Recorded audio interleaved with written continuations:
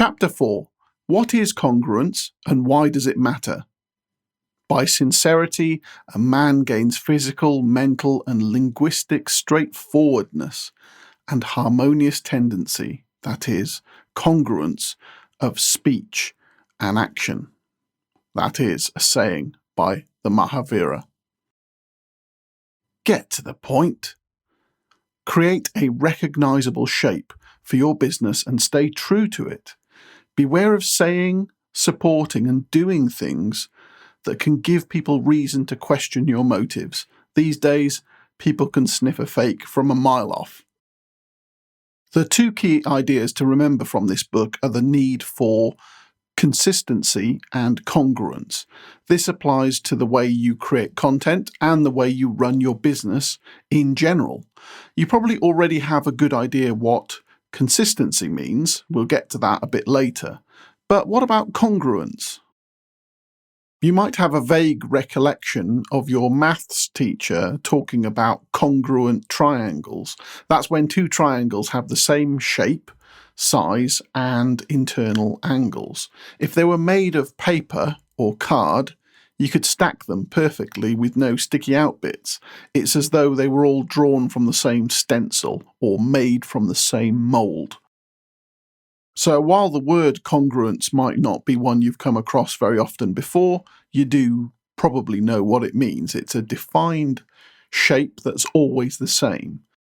And that's where I want you to direct your efforts, to create a congruent business that is always the same shape. Now that probably makes sense, except that the shape a business promises to provide quite often isn't the same as the one its customers experience. What's the use of having a load of pretty words and pictures that bear no relation to what a product or service delivers? All that does is set people up for disappointment. If you do that to your prospective and existing customers, you take a big risk. We're ever less likely to tolerate an experience that doesn't match up with what was promised. So it's important, and I would argue essential, that the core product or service you've promised to deliver is in line with the aspirations set by your brand.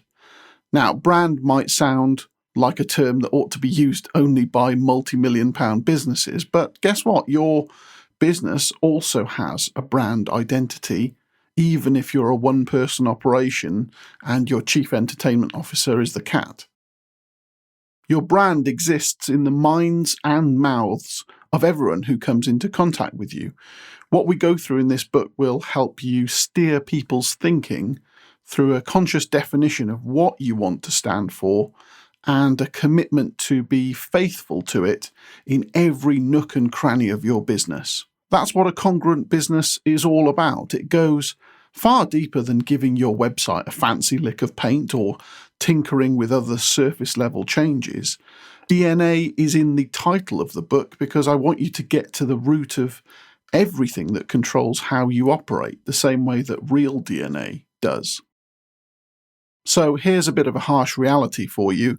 A branding exercise on its own won't achieve anything unless it speaks some truth to what's at the core of your business. And even then, it will only work if you apply it as a daily practice.